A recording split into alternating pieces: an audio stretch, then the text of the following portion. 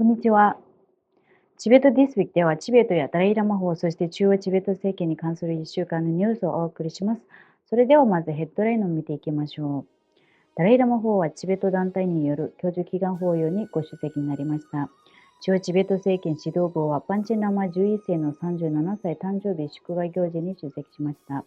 バンデントゥントゥ内務長官はクルとダルハウジを視察訪問しました。国連専門家らは中華人民共和国の民族団結進歩促進法に懸念を表明しました。今週も慈悲の年を祝う各地のイベントを報告します。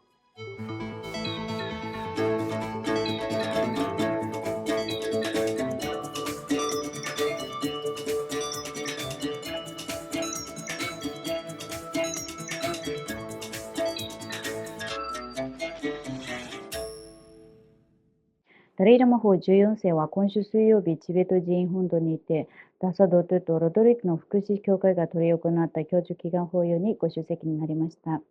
その日、本土であるスーラカンには約5000人の参拝者が集まりました。チベット最高司法委員会の石ワム委員長、チベット亡命議会のキンポスナムテンベル議長、中央チベット政権のベンバツリン主席大臣らは、南インドのバラコビチベット人居住区を公式訪問する予定となっています。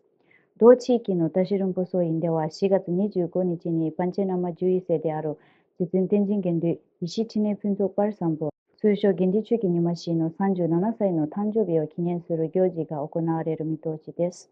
その後、ペンバシン主席大臣はデリーで政府高官らと会談する予定です。中チベット政権のペンバシン主席大臣は先週金曜日、チベット舞台芸術団に新設された学生寮及び職員宿舎の落成式に出席しました。これらの施設はドイツのチベット支援団体の支援を受けて建設されました。中央チベット政権文部省のタラムドマチャングラ大臣は TCB チベット子ども村学校において科学実験室改善プロジェクトの開所式を行いました。大臣は学校のキャンパス及び各施設を視察した後、講堂にて生徒たちに訓示を行いました。また大臣は先週デリにて中央チベット政権文部省のジンメナムギャ事務局長とともにインド政府文部省管轄下のケンドリア・ヴィディアラヤサンガダンの新任コミッショナーシュリ・ビッカス・クプタ氏を表敬訪問しました。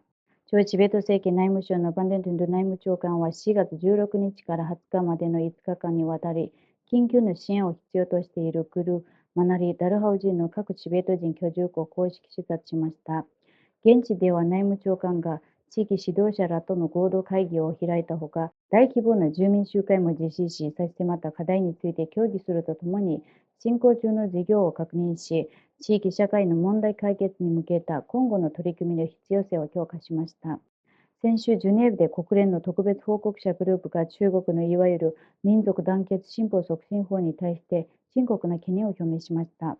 国連専門家らはこの法律がとりわけ少数民族に対する基本的権利を侵害する恐れがあると警告しています。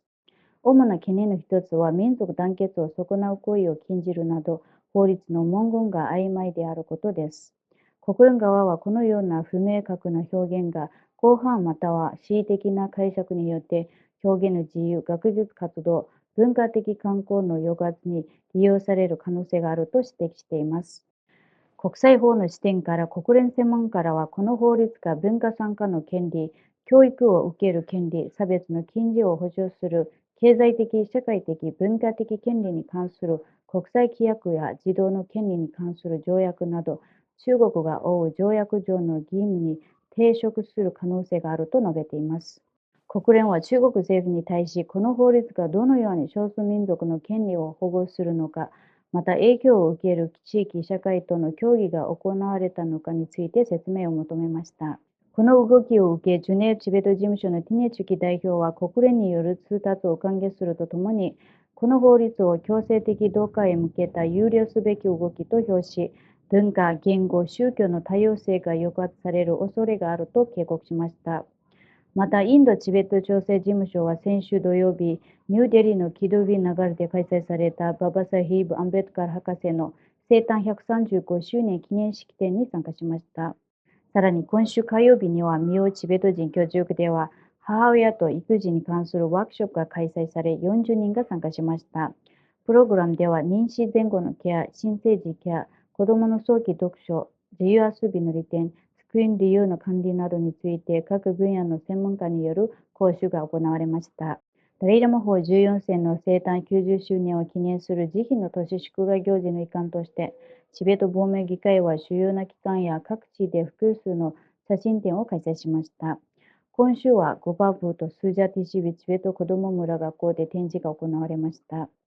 慈悲の都市プログラムの一環として、デラドゥンのカニッシュ病院の貴重な支援と協力のもと、ハバップルチベット人居住区のラカンワラホールにて無料健康診断キャンプが開催されました。深い献身と団結の表れとして、クンペンリンチベット人居住区の慈悲の都市委員会は、尊敬を集めている都市人総員にて、ダライラマ法14世のご教授と世界平和調和を祈願する神聖な祈祷式を執り行いました。ブリュッセルのチベット事務所とルンタチベット支援団体は、世界的な慈悲の都市記念行事の一環として、ベルギーヘントン市のサン・ジョセフ教会にて厳選された写真展を通じてダライラマ法の生涯と教えを紹介する2日間の展示会及び参加型ワークショップを共同で開催しました。ベルギー各地から訪れた来場者はチベットの祈祷機作りに参加し、内政創造性地域交流の場が提供されました。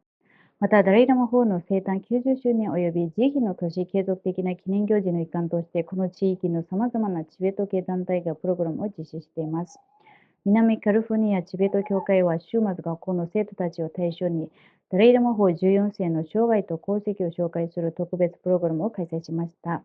これで今週のニュースは以上です。チベットテレビをご覧いただきありがとうございます。